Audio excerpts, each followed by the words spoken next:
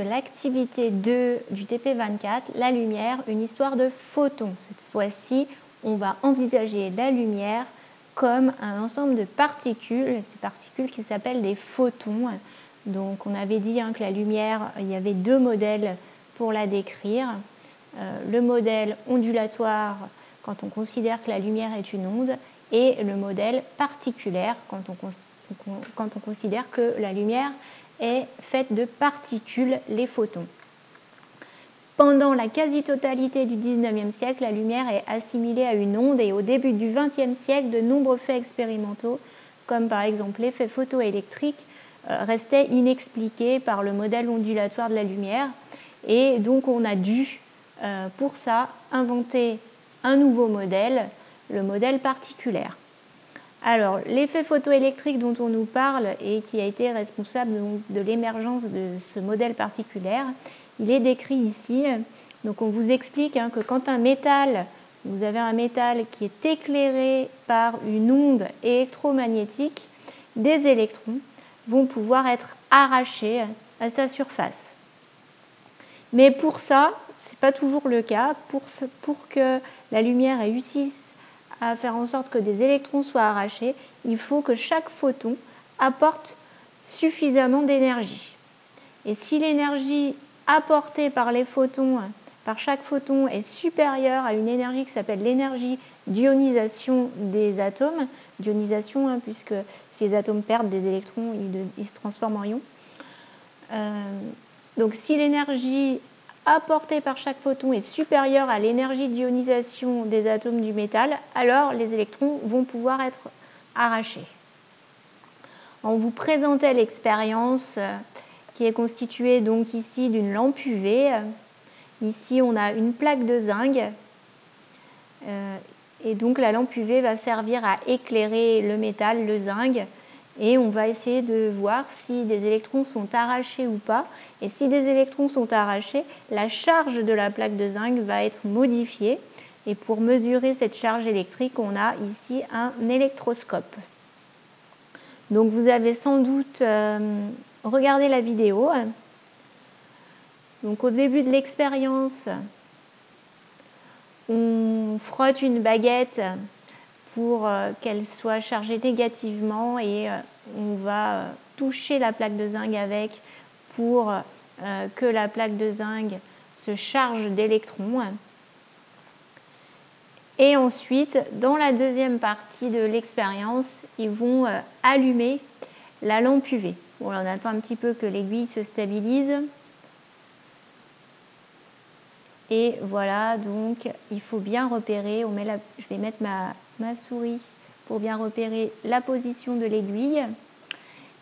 Et donc ils vont éclairer avec une lumière qui a une longueur d'onde de 365 nanomètres. On est bien dans les ultraviolets, puisqu'on est en dessous de 400 nanomètres.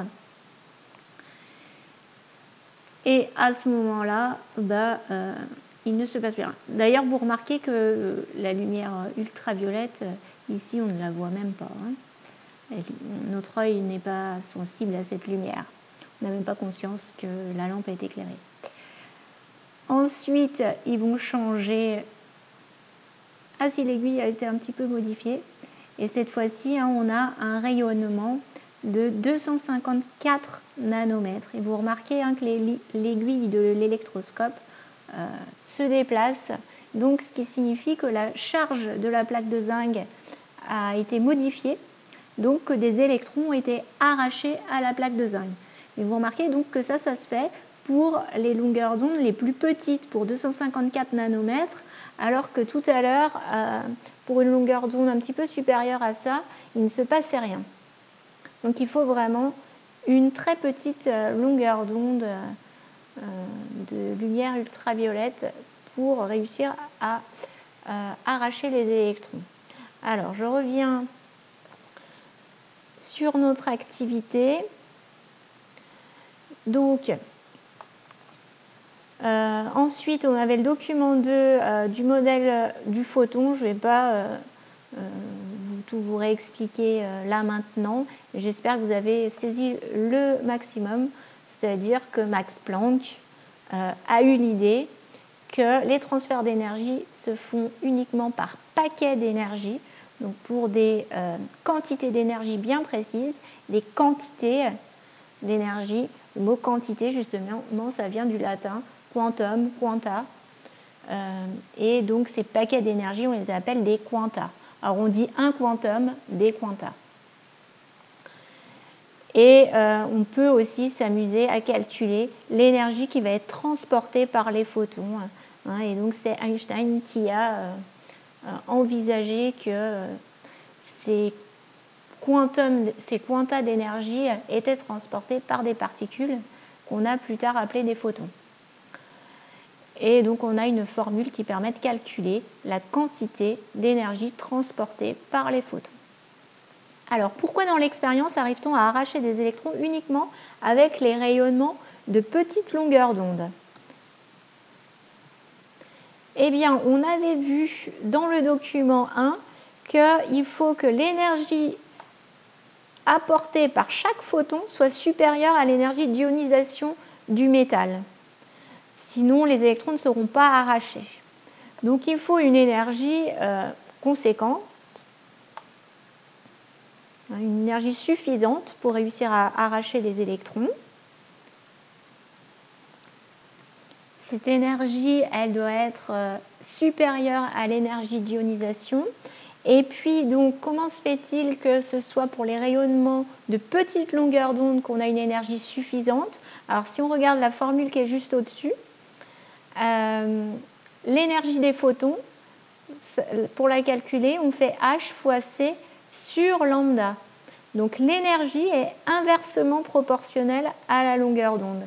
Ce qui fait qu'on va avoir les énergies les plus importantes pour les petites longueurs d'onde. C'est quand lambda est petit que l'énergie du photon est grande.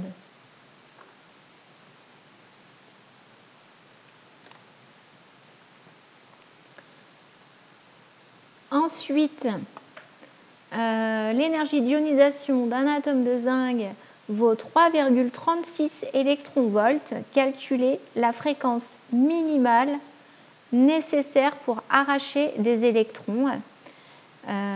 Donc, on a dit qu'il fallait que l'énergie du photon soit supérieure à l'énergie d'ionisation. Or, on a la formule pour calculer l'énergie du photon. L'énergie du photon, c'est Hc sur lambda, ou H nu. Justement, on va plutôt rester avec H nu, puisque c'est la fréquence minimale nécessaire qu'on nous demande. Donc, il va falloir que H fois nu soit supérieur à l'énergie d'ionisation. Alors, si on isole la fréquence nu, il faut que nu soit supérieur à l'énergie d'ionisation divisée par H. Alors, attention, puisque dans cette formule E égale H nu qu'on a utilisée, il faut absolument que l'énergie soit en joules pour pouvoir obtenir une fréquence en hertz. Or là, si vous regardez l'énergie d'ionisation qui est donnée, elle n'est pas en joules, elle est en électronvolts. Malheureusement, dans l'exercice, j'avais oublié de vous mettre la conversion. Pardon. Et donc, il faut savoir que 1 électronvolt, enfin non, il ne faut pas savoir, on vous le donne dans les énoncés, normalement, si la personne n'oublie pas de le faire, c'est donc 1,60 fois 10 puissance moins 19 joules. Et donc, on va pouvoir convertir notre énergie d'ionisation. Donc voilà pour convertir les 3,36 électronvolts. Et comme chaque électronvolt fait 1,60 fois 10 puissance moins 19 joules, on trouve 5,38 fois 10 puissance moins 19 joules. Et donc, on va se retrouver avec une fréquence nue qui doit être supérieure à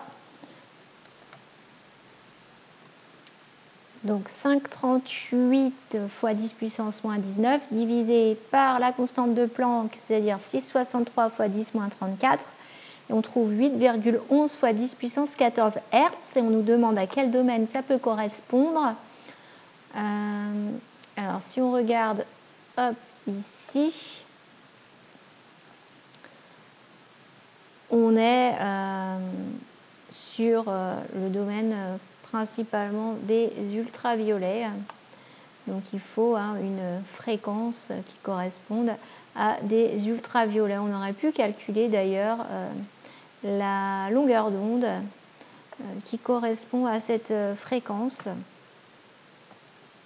Donc si vous faites le calcul avec lambda est égal à C sur nu, à ce moment-là, vous trouvez une longueur d'onde de 370 nanomètres. Donc il faut que la longueur d'onde soit inférieure à 370 nanomètres. Donc on est bien dans le domaine des ultraviolets. Voilà pour cette activité. J'espère que vous en êtes sortis.